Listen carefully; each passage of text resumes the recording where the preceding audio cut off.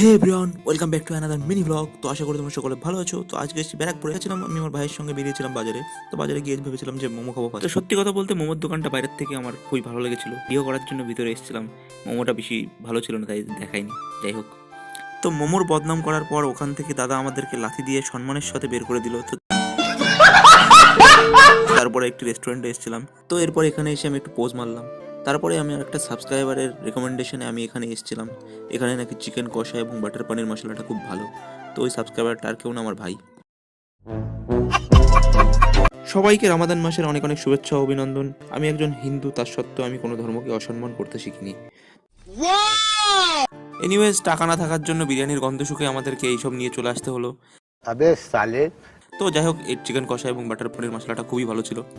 তো এর সাথে আমি রুমালি রুটি দিয়েছিলাম, রুমালি রুটিটা দেখতে পাচ্ছি এর ভিতর। তো আমরা খাওয়া দাওয়া করি। তোমাদের এই ভিডিওটা ভালো লাগলে প্লিজ লাইক, শেয়ার এবং সাবস্ক্রাইব করো।